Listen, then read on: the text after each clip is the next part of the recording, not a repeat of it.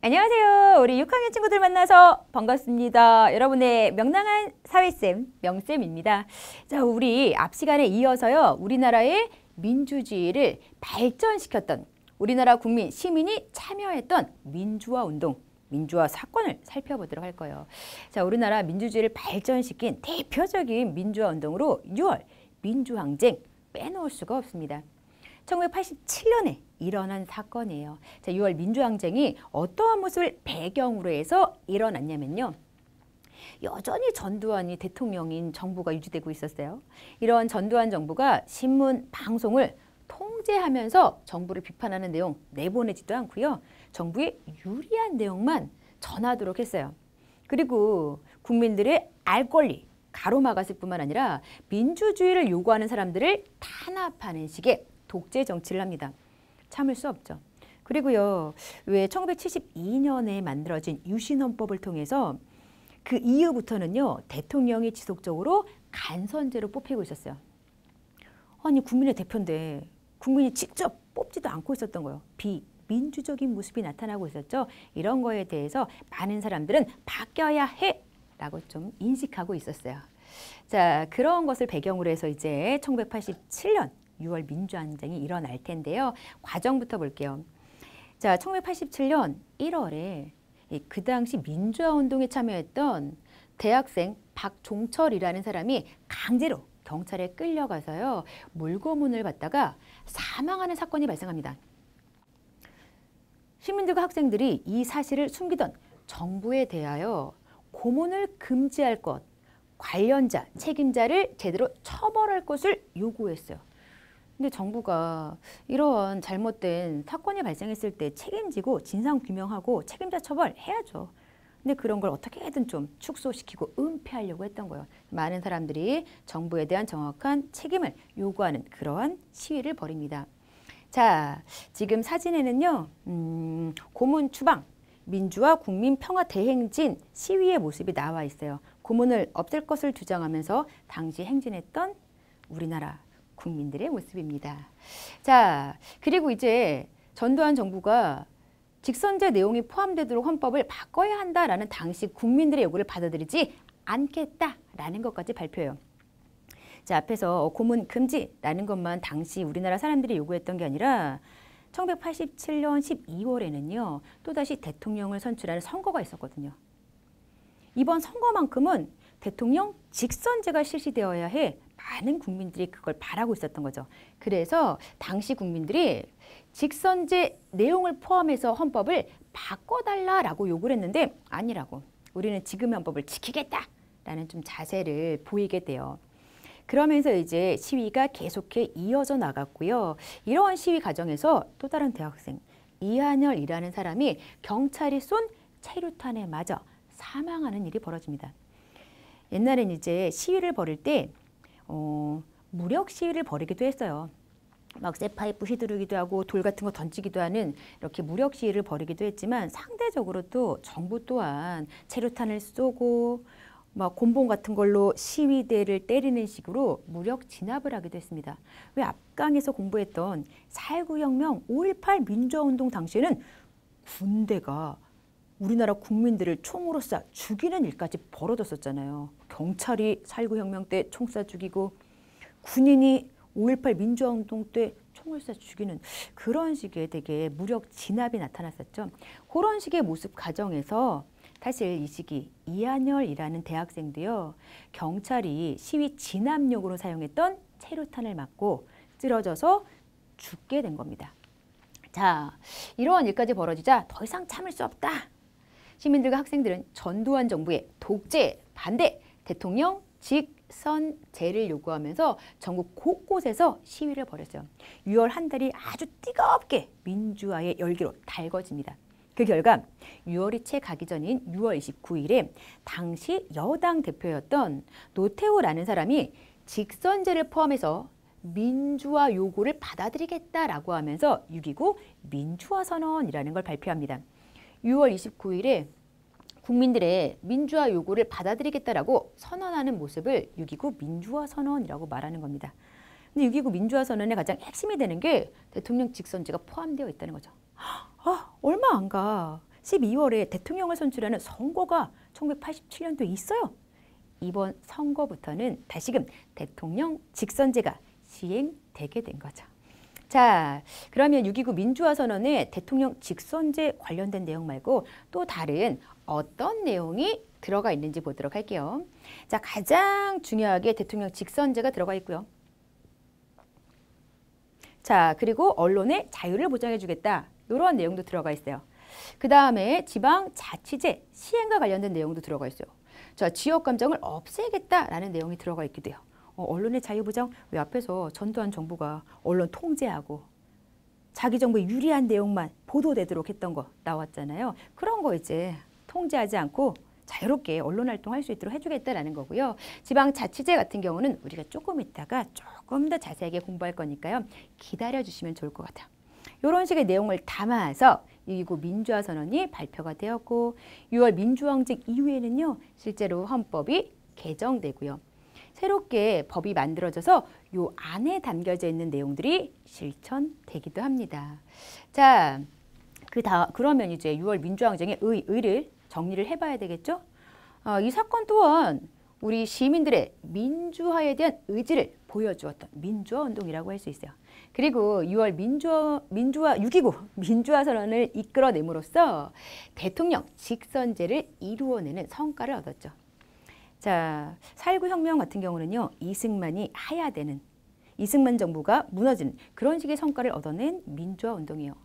5.18 민주화 운동은요. 직접적으로 어떤 성과를 냈다라고 말하기는 어렵지만 성공했든 실패했든 그 과정에서 민주화에 대한 의지를 불태운 그런 모습만큼은 높이 평가해야 되겠죠.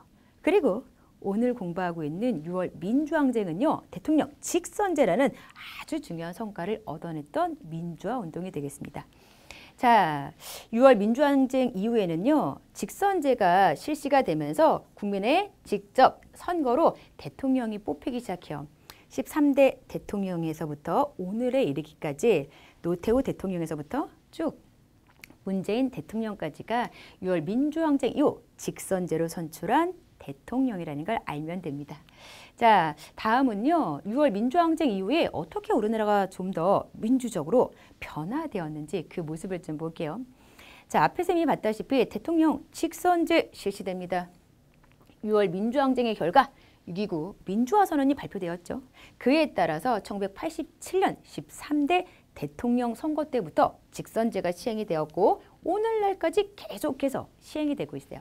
자, 그리고 앞에 6.29 민주화 선언에 담긴 내용 중에 지방자치제 실시라는 게 있는데 지방자치제 조금 이따가 설명해 드릴게요 라고 했었죠. 여기에서 설명해 드릴게요. 자, 지방자치제라고 하는 게요. 지역의 주민이 직접 선출한 지방의회 의원, 지방자치 단체장과 같은 그적 일을 할 대표들이 실제로 주민의 뜻에 따라서 그적의 일을 처리하는 제도예요. 쉽게 이야기하자면 각 지방별로 그 지방 주민과 그 주민이 선출한 대표들이 자유롭게 그 지방을 다스릴 수 있도록 하는 제도가 지방자치제라는 겁니다. 주민들이 자기가 살고 있는 지역에서부터 좀 더 자발적이고 좀 더 적극적으로 정치에 참여할 수 있는 그런 모습을 담고 있는 거죠. 자, 주민들은 지역의 문제를 스스로 해결하려고 의견을 제시하고요. 지역의 대표들은 주민들의 의견을 모아서 여러 가지 문제를 민주적으로 해결하고 있는 게 지방자치제예요. 자, 이런 지방자치제가 부활을 해요. 그러면서 1991년 지방의회가 구성되었고요. 1995년에 가면요. 지방의회 의원 선거와 함께 지방자치 단체장 선거까지가 치러지면서 지방자치제라고 하는 게 완전하게 자리 잡게 됩니다. 여러분이 살고 있는 곳이 혹시라도 뭐 서울특별시라고 하는 도시라면은 이 서울특별시의 지방자치단체장으로 시장을 투표를 통해서 선출하는 그런 모습을 본 기억이 있을 것 같아요. 이렇게 지방자치제가 부활되기 전까지는요. 시장, 서울시에 살고 있는 사람들이 직접 선거로 뽑지 못했던 겁니다. 이렇게 지방자치제가 6월 민주항쟁 이후 부활되면서 오늘날 여러분이 좀 경험해 본 그런 민주적인 모습이 나타났구나라고 생각하면 돼요. 자, 다음은 주민 소환제에 대해서도 알아보도록 할게요. 자, 주민 소환제 무엇을 가리키는 거냐면요. 주민이 직접 선출한 의원이라든지 단체장이 직무를 잘 수행하지 못했다라고 판단될 경우에 주민들이 투표로 그들을 자리에서 물러나게 할 수 있는 제도를 가리켜요. 한번 선출되면 임기 동안은 아유, 내가 이 자리에서 물러날 일이 없지. 임기 동안 마음대로 지역의 일을 한번 해보자. 이렇게 생각하는 대표들도 있어요.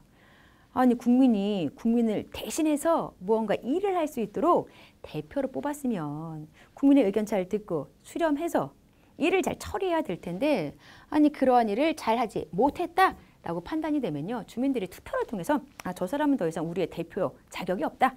그 자리에서 물러나도록 하자라고 할 수 있는 제도가 주민 소환제라는 겁니다.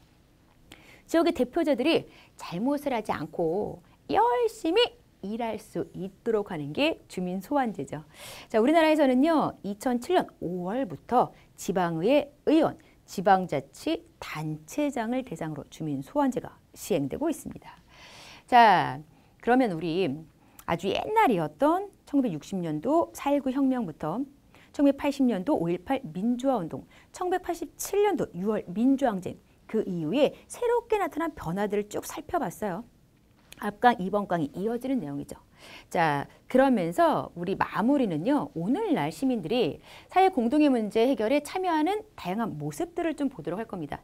이제 6월 민주항쟁 이후에 우리나라 시민, 국민들은요. 사회에 공동의 문제가 발생했을 때 그 문제를 어떠한 모습으로 해결하기 위해서 노력을 기울이고 있을까? 그런 모습을 좀 살펴보는 거예요. 대체로는요. 6월 민주항쟁까지는요. 시민들이 대규모 집회에 참여하는 방식으로 사회 공동의 문제를 해결하려고 했어요. 4.19 혁명 때도 시위 대규모로 벌였고요. 5.18 민주화운동 때도 6월 민주항쟁 때도 대규모 집회 시위를 통해서요. 사회 공동의 문제를 해결해 왔어요. 근데 이 과정에서요. 이제 무력 시위가 벌어지기도 했고요. 무력 진압이 벌어지기도 하면서 많은 사람이 다치고 희생되기도 했죠. 그랬다가 6월 민주항쟁 이후부터는요. 정말 다양한 방법을 통해서 사회 공동의 문제를 해결하기 위해서 시민들이 참여하는 변화가 나타납니다. 자, 오늘날은요. 보다 더 평화적이고 보다 더 민주적인 방법으로 여러 사회 공동의 문제를 해결하기 위해 노력을 해요.